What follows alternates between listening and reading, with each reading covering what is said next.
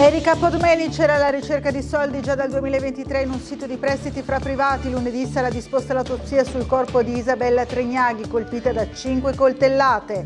Televita al fianco di oltre 7.000 anziani in regione per prevenire truffe e violenze, un servizio H24 per intervenire in qualsiasi momento. A solo 15 anni la giovane aggredita ieri in pieno giorno da un tunisino, ora in carcere. Si tratterebbe di violenza sessuale. Una truffa sui rimborsi per l'acquisto di apparecchi acustici scoperta a Trieste dalla Guardia di Finanza. Sequestrati 48.000 euro alla titolare di una clinica privata. Futuro Museo del Mare, fra ritardi e aggravio di costi per le opere, dubbi su quanto realizzato sinora. Allarme lanciato dall'assessore comunale alla cultura Giorgio Rossi. Colpo di coda dell'inverno fra domenica e lunedì in Friuli Venezia Giulia, in arrivo Bora fino a 100 km/h e temperature in calo di ben 10 gradi. Successo fondamentale in chiave quarto posto in classifica ieri sera alla Piscina Bianchi per la pallanuoto Trieste, che ha battuto l'Ortigia per 15-10. Buonasera dal telegiornale di Tele4, ancora in apertura la cronaca. Erika Podmenic, accusata dell'omicidio di Isabella Tregnaghi, era alla spasmodica ricerca di denaro già dal 2023, come testimoniano anche i messaggi su un sito di prestiti fra privati. Intanto emergono altri particolari inquietanti sull'assassinio dell'89enne in via delle Beccherie. Vediamo il servizio di Gianluca Palladin. Buongiorno, sono una persona onesta che grazie all'ex marito non può ottenere prestiti dalle banche. Contattatemi se possibile, grazie. È il messaggio firmato Erika Podmenic, datato 1 aprile 2023, in un sito di servizio prestiti fra privati. La donna accusata dell'omicidio di Isabella Tregnaghi, avvenuto nell'appartamento al terzo piano di via delle Beccherie 7 lunedì scorso, da almeno 2 anni era alla costante ricerca di soldi. Ecco quanto sta emergendo sul profilo della 58enne, separata dal marito e in difficoltà economiche. Nel sito prestitiFraPrivatiUrgenti.it si trovano annunci di tutti i tipi, da chi ha bisogno di soldi con urgenza, che siano 1.500 o 20.000 euro, a chi i prestiti li offre. Cercasi strozzino, presta soldi è una delle richieste che va per la maggiore. Dunque ottenere denaro velocemente per mantenere uno stile di vita al di sopra delle proprie possibilità e rimediare alle troppe spese impulsive? Da tutti descritta come persona appariscente con la cura per il vestire, Erika Podmenic è al centro delle indagini non solo per la morte dell'89enne residente nel ghetto. I carabinieri troveranno poi la refurtiva in gioielli in un cassonetto dell'immondizia in via Campielisi, ma anche per i 2 casi delle donne narcotizzate e derubate, come raccontato dalla nostra emittente. Persone che credevano che Erika fosse una loro amica. Drogata con un tè al sedativo, una 76enne ex collega di lavoro della Podmenic si risvegliò cappottata con l'auto a Conconello il 17 marzo scorso, senza cellulare e orologio. L'altra, una 60enne di Servola, si sentì male dopo un caffè latte preso assieme alla 58enne la mattina del 24 febbraio al bar Pane Quotidiano di Servola. La vittima rimase in coma all'ospedale per quasi 2 giorni dopo aver ingerito un'abbondante quantità di triazolam, un potente sonnifero. Al suo risveglio non aveva più l'orologio al polso. Secondo l'accusa, Erika Podmenic scioglieva il farmaco nelle bevande delle sue vittime. Una domanda sorge spontanea: se la 58enne era alla ricerca urgente di soldi già dal 2023, possibile che ci siano altri casi di anziane narcotizzate e derubate su cui le forze dell'ordine stanno indagando? Ad ogni modo, dalla perquisizione della casa della 58enne in via della Cereria non è stata rilevata la presenza di farmaci di quel tipo. Come procurarseli dunque? Intanto emergono altri elementi inquietanti su quanto successo in quell'appartamento di via delle Beccherie. Isabella Tregnaghi, l'incarico per l'autopsia sul corpo verrà disposto lunedì, è stata colpita con 5 coltellate, fatale quella alla gola. Il coltello inoltre, come dimostra lo scontrino, era stato acquistato da Erika la mattina del giorno del delitto. Una dinamica di una violenza inaudita, tanto da convincere il giudice per le indagini preliminari a disporre la custodia cautelare in carcere per evitare il pericolo che la 58enne possa uccidere di nuovo.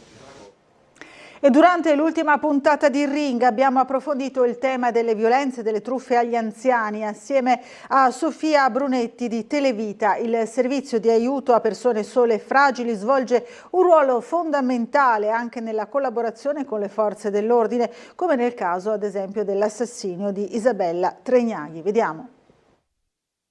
I dati dicono che nel 2024 le truffe a carico degli anziani sono aumentate del 21% rispetto al 2023. Ma nella nostra città? In Italia. Sì, e questo è un dato allarmante, ma se guardiamo anche i fatti di cronaca, anche a Trieste, quanti sono i fatti di cronaca che negli ultimi mesi o anni ci riportano di truffe o tentate truffe o rapine ad anziani?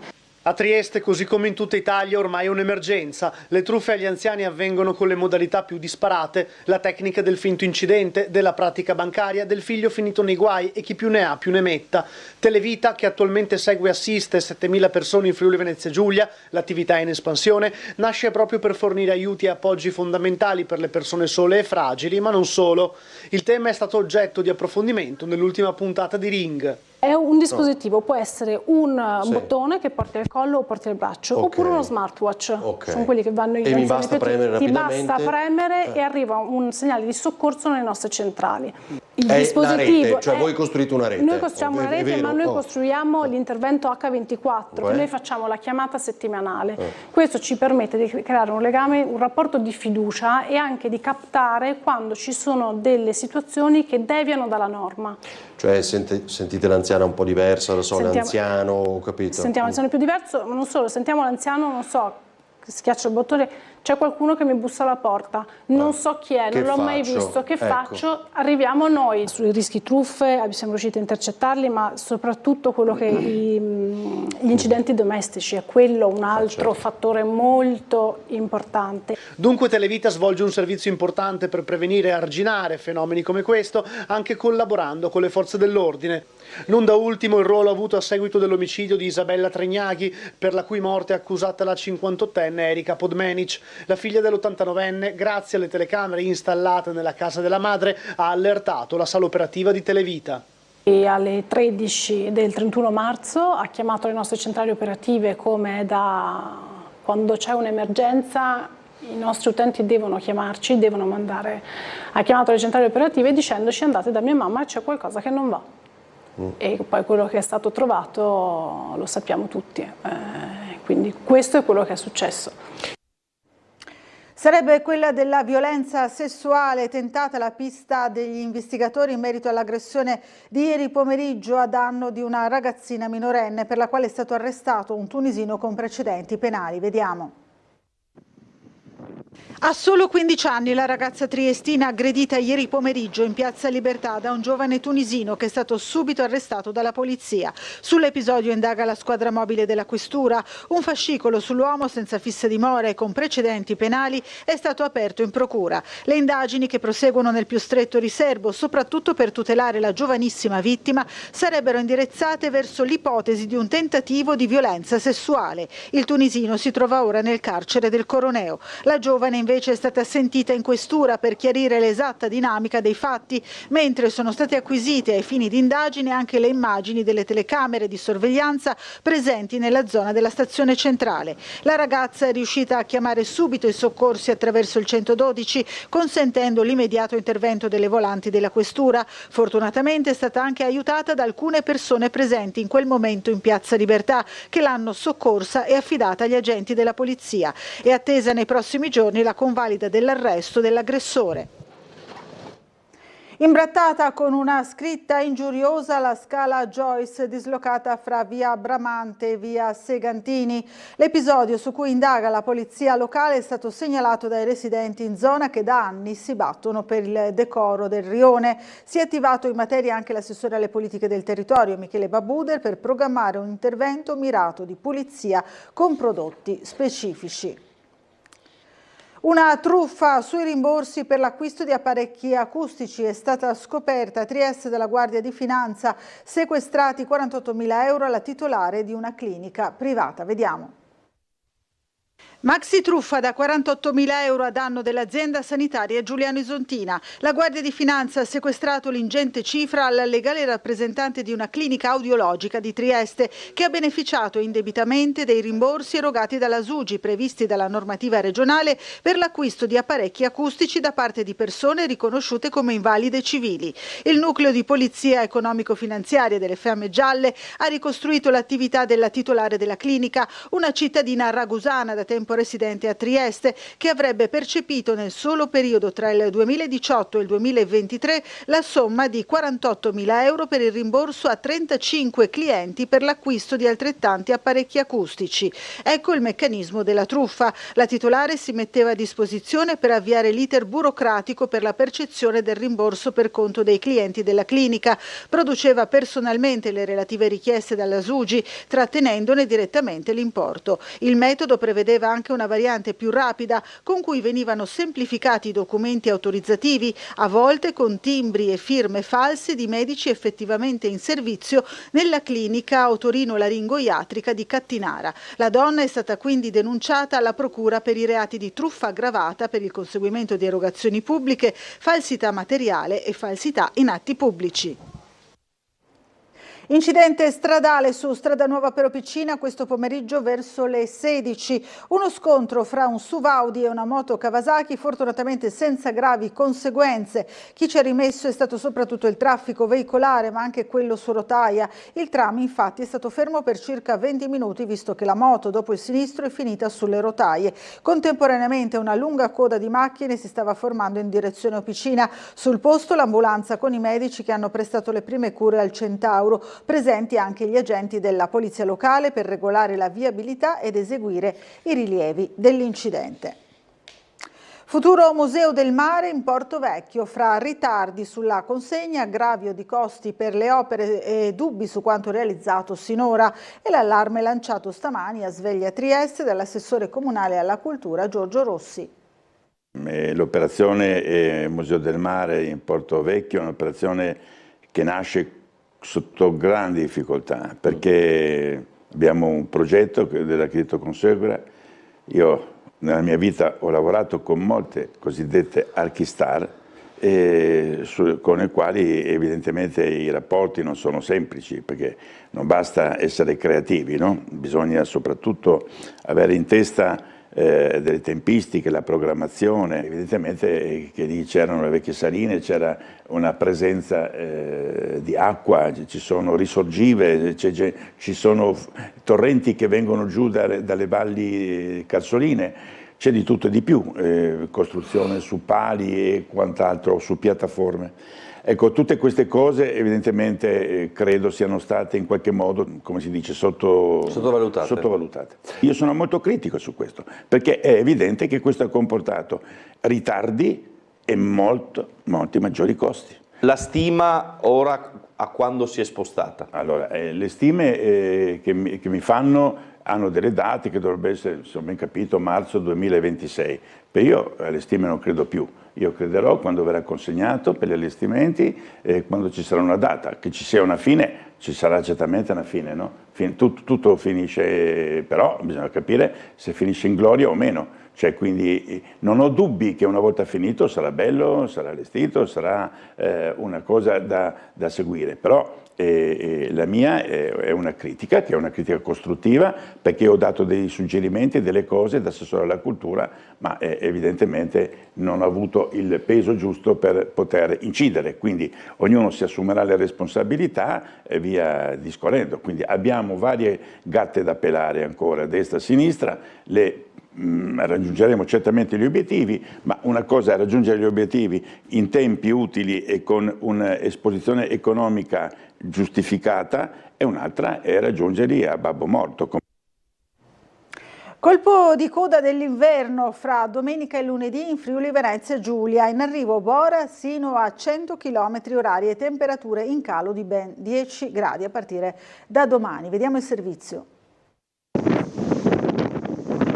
Colpo di coda dell'inverno nel primo weekend di aprile, con temperature in picchiata e Bora forte sulla costa. Sì, sostanzialmente l'anticiclone che ci sta interessando in queste ore, nel corso delle prossime ore, tenderà a spostarsi verso ovest, e quindi l'afflusso di correnti miti che ci sta interessando da alcuni giorni e che ha portato le temperature superiori alla norma tenderà a finire e verrà sostituito invece da una discesa di aria fredda artica che nel corso della giornata di domani, nel corso della giornata di domenica, interesserà il Friuli Venezia Giulia, portando un brusco abbassamento delle temperature fino addirittura a oltre 10 gradi in quota, che si ripercuoterà anche al suolo con temperature che nel corso dell'inizio della prossima settimana non andranno oltre i 13-14 gradi nei valori massimi. In particolare a Trieste rimarranno chiusi i giardini comunali per la giornata di domenica e quella di lunedì, proprio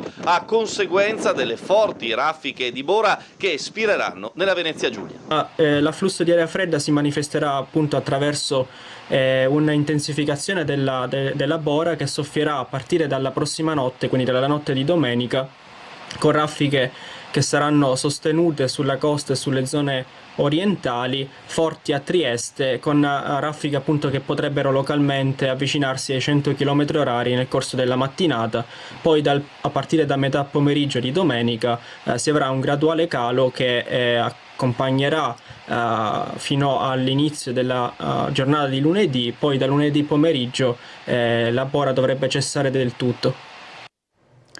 In occasione della visita del Ministro per lo Sport a Monfalcone, che ha incluso sopralluoghi presso le sedi Canottieri Timavo, Società Velica Oscar Kosulic e Lega Navale Italiana sezione di Monfalcone, è stata messa in evidenza la vivacità del comparto sportivo della regione Friuli Venezia Giulia, con particolare riferimento alle discipline legate alla vela. Il vicegovernatore con delega allo sport ha evidenziato a margine dell'iniziativa come il Friuli Venezia Giulia continui a distinguersi a livello nazionale per capacità di investimento nel settore sportivo, posizionandosi al primo posto in Italia. Tale primato, secondo quanto riferito, rappresenta un riconoscimento al lavoro delle istituzioni regionali e soprattutto all'impegno costante delle associazioni sportive locali. Si è celebrato questo pomeriggio a Montegrisa il Giubileo delle persone ammalate. La Santa Messa è stata presieduta dall'Arcivescovo Trevisi. Vediamo.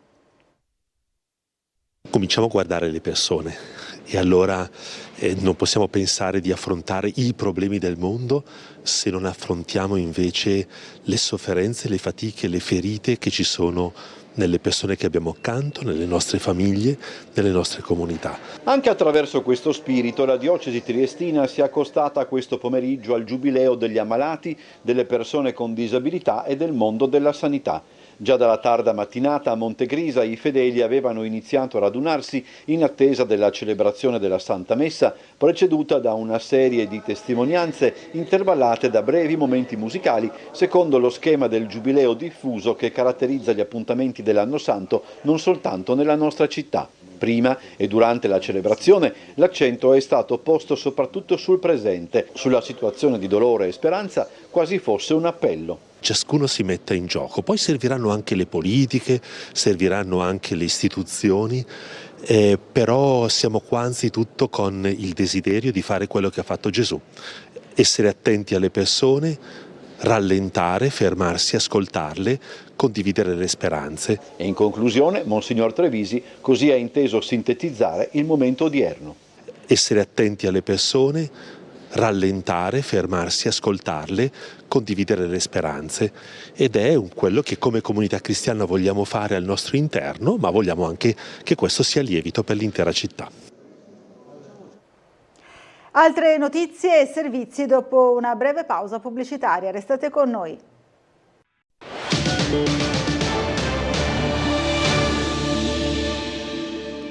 Riprendiamo aprendo la pagina degli spettacoli. Prima, ieri sera al Rossetti, per Thérèse, uno spettacolo diretto da Stefano Ricci, accolto dal pubblico triestino con una rispettosa indifferenza. L'operazione, bisogna ammetterlo, non è del tutto riuscita, o almeno questo è il contenuto della recensione di Umberto Bosazzi. Il regista Stefano Ricci lo ha ammesso precauzionalmente. Teresa, Rossetti fino a lunedì, prende le mosse dal romanzo di Zola Teresa Raquin per allontanarsene quasi subito e trasformarsi in una disquisizione sull'assenza. Il guaio, e non è il solo, è che ogni tanto a quella vicenda lo spettacolo ritorna, chiedendo al pubblico un'attenzione che a conti fatti si rivela inefficace, già che dopo aver destrutturato la trama non vi è alcun tentativo di ricomposizione. Difficile da accostare, Teresa è uno spettacolo difficile da giudicare. È innegabile che qua e là vi sia qualche spunto interessante in partenza, l'idea di assistere alla lettura di un copione cinematografico, le suggestioni che arrivano dalle riprese realizzate sotto al piano inclinato, di fatto unico elemento scenografico. Nulla però che in ultima analisi non si riveli frastagliato e ai più scarsamente comprensibile. Ancora peggio, Thérèse non diverte nel senso etimologico del termine, non distoglie lo spettatore dai propri pensieri consentendogli la concentrazione necessaria per raccapezzarsi di quanto accade in scena. E persino il nudo integrale maschile, accolto senza alcun problema, segno anche di una platea matura, incide poco o nulla sul risultato di uno spettacolo accolto dai rispettosi applausi e da più di un bravo rivolto agli interpreti di un pubblico che, una volta indossati i paltò e chiestosi a che cosa avesse assistito, in men che non si dica è tornato alle proprie occupazioni, condannando Thérèse ad un'indifferenza non del tutto immeritata. Ci sono anche 2 giovani residenti a Trieste tra i 29 alfieri della Repubblica nominati dal Capo dello Stato Sergio Mattarella. Si tratta di Giorgia Fabris, che compirà 15 anni a fine mese, e Giulio Prodan, di 18 anni, ad agosto. Gli attestati d'onore vengono conferiti ai giovani che nel 2024 si sono distinti nello studio, in attività culturali, scientifiche, artistiche e sportive, nel volontariato, oppure hanno compiuto atti ispirati a senso civico, altruismo e solidarietà. Giorgia è stata premiata, si legge nelle motivazioni, per la naturalezza con cui offre amicizia e sostegno a compagni in difficoltà. Di Giulio è stata riconosciuta la passione con cui studia la biologia e la generosità con la quale cerca di farla conoscere ai ragazzi più piccoli, ad esempio attraverso la creazione del progetto Class Lab. Con esperimenti divertenti spiega ai ragazzi delle scuole primarie e secondarie di primo grado gli argomenti più vari, dai batteri ai processi digestivi. Quindi complimenti a questi 2 ragazzi, a questi 2 giovani triestini. Partita questa mattina dalla Capitaneria di Porto di Trieste la staffetta benefica Run for Hope a favore dell'AIRC per la ricerca sui tumori pediatrici. La corsa toccherà tutte le province del Friuli Venezia Giulia. Vediamo. Le donazioni di quest'anno andranno alla Fondazione AIRC per sostenere la ricerca sui tumori pediatrici. È partita dalla Capitaneria di Porto di Trieste la prima tappa della staffetta benefica Run for Hope, giunta alla 5ª edizione, promossa con Trieste Atletica e Regione. Ancora una volta lo sport è al servizio della comunità.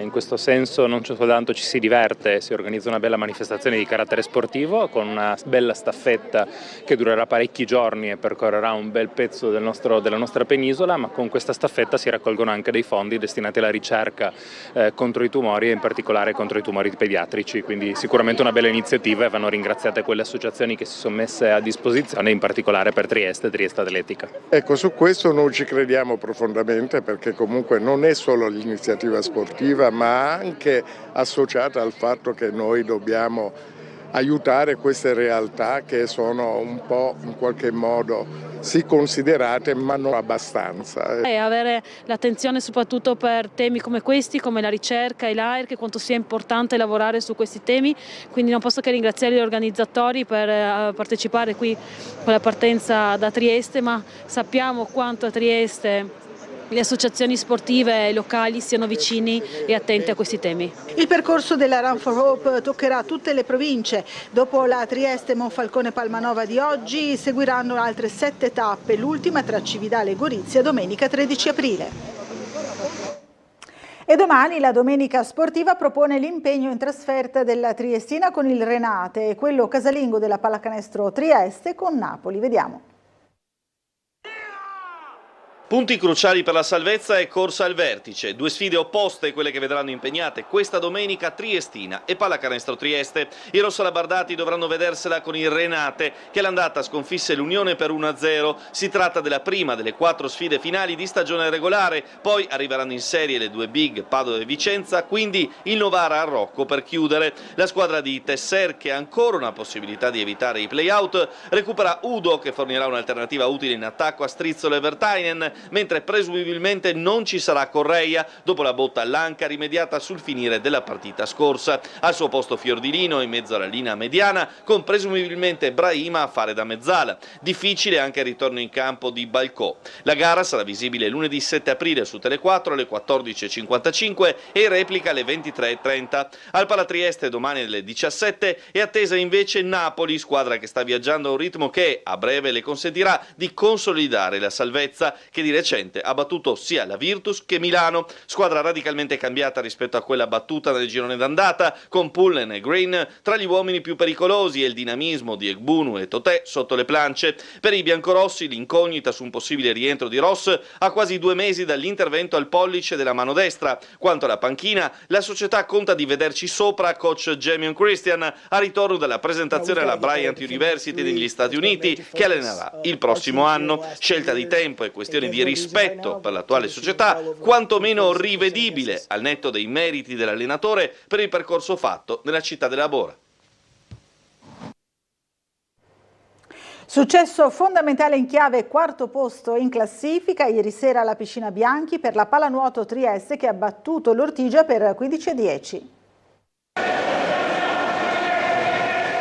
La Pallanuoto Trieste regala spettacolo e conquista una vittoria fondamentale. Nella 12ª e penultima giornata di ritorno del campionato di Serie 1 maschile, alla Bruno Bianchi gli alabardati hanno battuto l'Ortigia a Siracusa per 15-10, successo che permette di ottenere 3 punti preziosissimi in chiave quarto posto in classifica, salendo così a quota 46 in attesa del risultato di Bologna. Quarta posizione in classifica che, se confermata al termine della regular season, dà accesso ai playoff scudetto e soprattutto qualifica le coppe europee.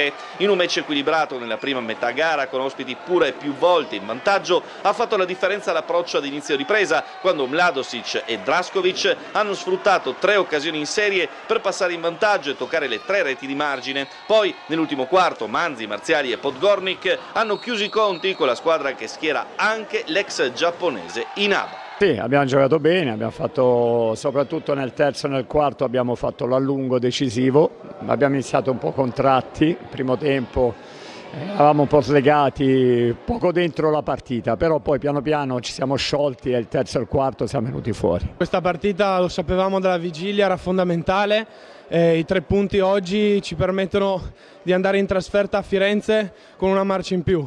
L'anticipo ci è andato bene in questa serata, abbiamo giocato molto bene, siamo partiti forse un po' contratti, forse un po' con un po' di ansia della partita, ma poi è andata assolutamente sui binari giusti, abbiamo cominciato ad ingranare facendo quello che ci siamo detti di fare e l'abbiamo portata a casa. La classifica dice che siamo lì per giocarci nell'ultima partita al quarto posto, ci siamo, ci proviamo fino alla fine e vediamo quello che succede, quello che ho detto anche prima, che il finale di campionato sono tutte partite così equilibrate, sia che si giochi contro una che classifica un pochino sotto o sopra, sono tutte partite che bisogna giocare.